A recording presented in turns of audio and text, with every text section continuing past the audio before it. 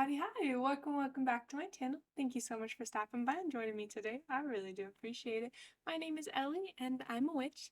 And this over here is my teaching assistant, Andy. And this right here is my teaching assistant, Lyric. And today is Sunday, and on my channel, that means it is Cryptid Countdown.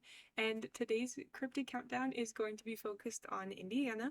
I only have a few for you today. I do know that's a little bit quicker of a video, but I do have another video coming out later today as day, I believe, 13. I'm sorry, day 11 of my 12 days of Christmas. Killmas. My 12 days of Killmas. I am all over the place today.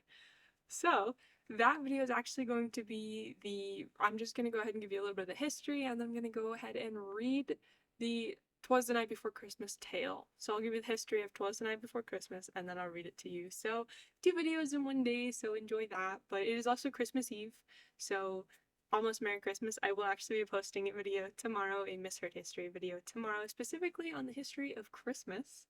So look out for that if you want something to do on Christmas Day. But I will stop rambling, and we're gonna go ahead and jump right in talking about the cryptids of Indiana.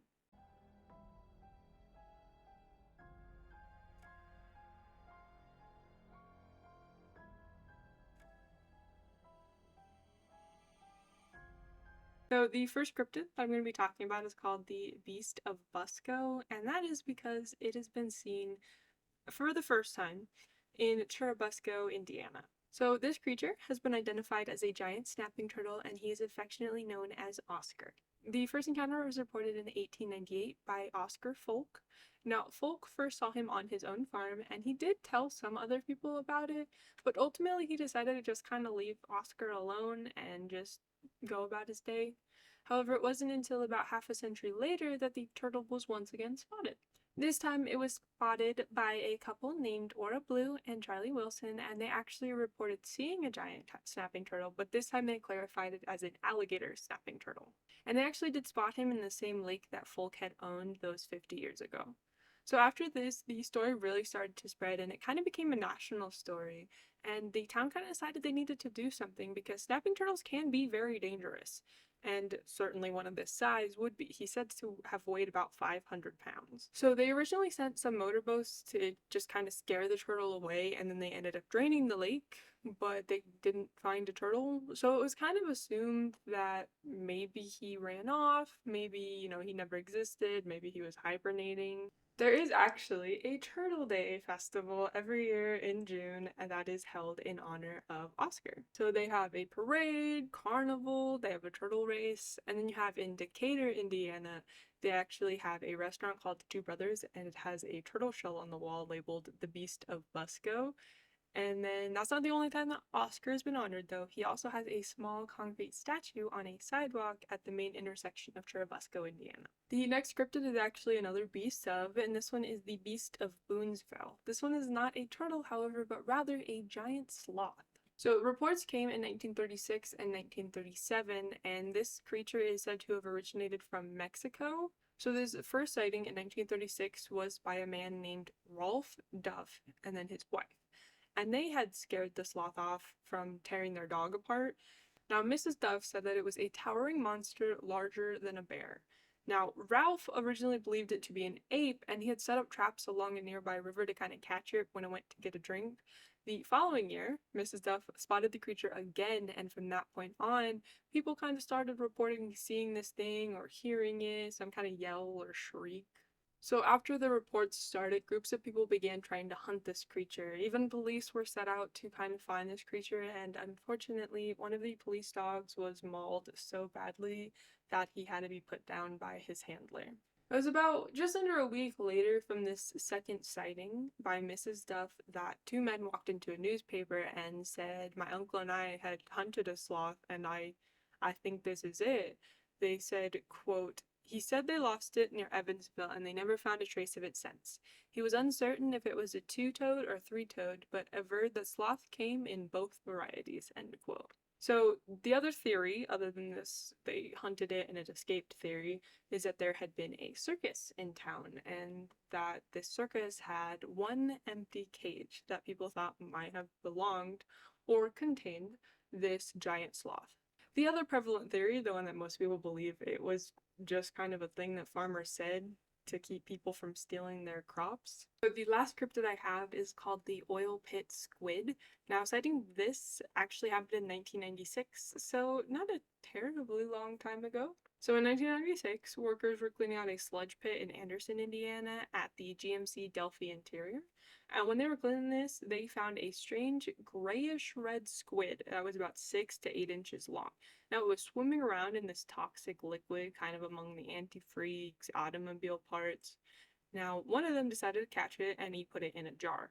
And he stored it at the factory, but kind of just disappeared before people could investigate it further. So no more specimens have ever been found. So the pit ended up being cleaned and kind of inspected, and they didn't find anything. So people got a little bit confused and they kind of invented their own theories of maybe it was alien spores, mutated earthworm, kind of massive bacteria, or a hoax.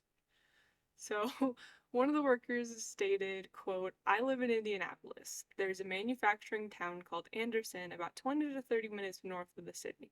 This story was originally told me by a guy that I worked with and lives in Anderson. At the Delphi plant, they had a tank they used to store byproducts and chemicals for making bumpers. They found several squid-like creatures in this toxic goo. One apparently had an eye. The specimens were taken and no one ever saw them again. No word was ever sent to what it really was. There was a few of them. They apparently were somewhat transparent and resembled squids, and as big as your hand. These chemicals would not be conducive to any kind of life. It's called the oil pit squid." End quote. According to the book Mysterious Creatures, A Guide to Cryptozoology by George M. Eberhardt, the workers clearing the sludge pit, they had found several grayish red kind of tentacled squid-like creatures. They were about an inch in diameter and about 6 to 8 inches long, and they were actively swimming through the goo of oil, antifreeze, and various other chemicals that were kind of used in the manufacturing process. And so one was placed in a jar and it sat on the factory shelf for months before someone in management attempted to kind of send it to a lab to be examined, at which point the specimen vanished into a garbage can or perhaps a curious employee's glove compartment. The following year, no creature was ever seen in the sludge pit cleanout. So that's all I have for you today. Thank you so much for stopping by and giving me some of your time. I really do appreciate it. This one was interesting and I wanted to keep it kind of short because I do have another video coming day 11 of Kilmas. We're going to be reading 'Twas the Night Before Christmas. I want to get all cozy. I even turned on Andy's little heater, fireplace. It's not warm. But yeah, for Kilmas, I haven't recorded those videos yet, but for Kilmas, the stockings will be filled and Andy's gonna have some presents, so a little bit of continuity errors. So enjoy that. But I do hope to see you for that video. I want to kind of make it all cozy and cute, maybe have some hot chocolate. But one of my favorite things to do on Christmas Eve is to read "'Twas the Night Before Christmas." But I actually have a video coming out tomorrow, so I won't wish y'all a Merry Christmas yet. So tomorrow I'm going to have a misheard history and we're going to be talking about Christmas and kind of how it came to be. And then I have a tea time and true crime. I don't remember who this time, my apologies, but I will also have the last day of Kilmas posted tomorrow. And if I hope you enjoy that series. It was a lot of work. It really was. But I thought it was really interesting to kind of do Christmas related murders. Again, I don't know if Kilmas is offensive if I'm doing true crime, but I want an excuse to use it. Like, nobody's ever used Kilmas, and I just want a series. So, I hope they all enjoy that.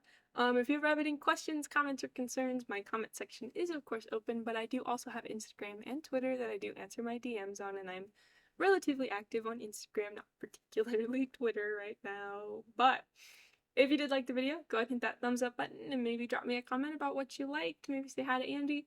And if you didn't like it, go ahead and hit that dislike button and tell me what you think I could do better in the comments. I do appreciate constructive criticism as long as it is not cruel. And with that, I hope that you guys have a great rest of your day. Bye!